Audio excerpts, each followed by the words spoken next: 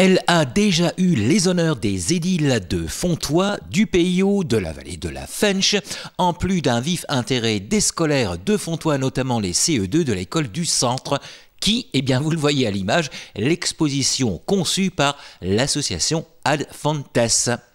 L'exposition gallo-romaine que nous vous proposons ce soir et durant tout le mois d'octobre jusqu'au 5 novembre est un témoignage à notre ancien président qui est décédé en 2017, Roger Kopp.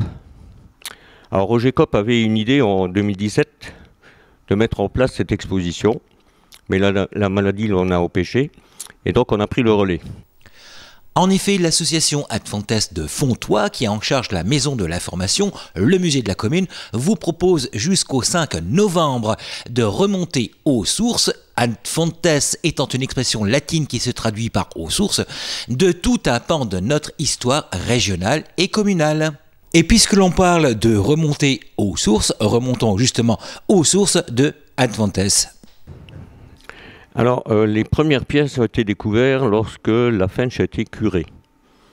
C'est-à-dire qu'il y a des pièces qui se trouvaient dans la Fensch. Il y a des enfants qui avaient trouvé certaines pièces un peu plus loin, là, sur le cours d'eau, et qui ont fait... on a fait un inventaire de ces pièces.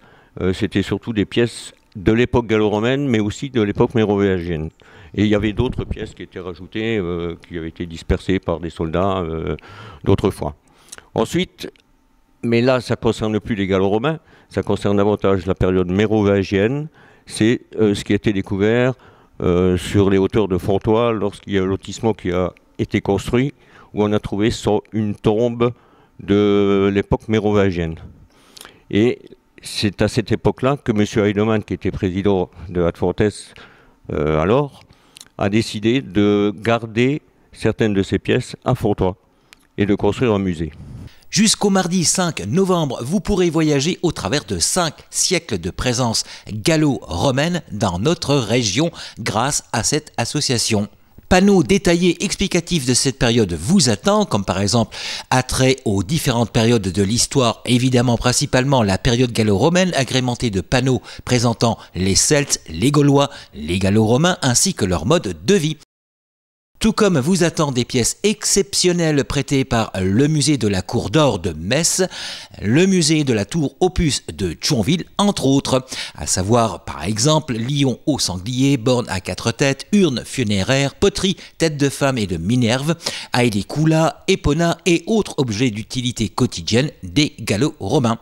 Cette exposition fera l'objet d'un ouvrage signé Ad Fontes, bien entendu. On a l'intention avec les gallo-romains, d'en faire un également avec toutes les pièces qu'on a recueillies, ce qui donnera un document assez volumineux. Alors, on vous invite à venir visiter cette exposition qui est très intéressante d'un point de vue pédagogique et d'un point de vue architectural, du 5 octobre au 5 novembre inclus.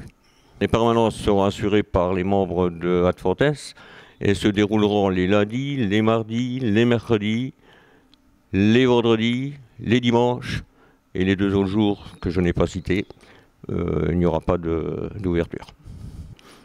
Et d'autre part, je voudrais quand même signaler qu'on ne s'arrêtera pas là. On a commencé par le paléolithique, on a suivi avec les gallo-romains et on atterrira certainement sur la période mérovingienne par la suite.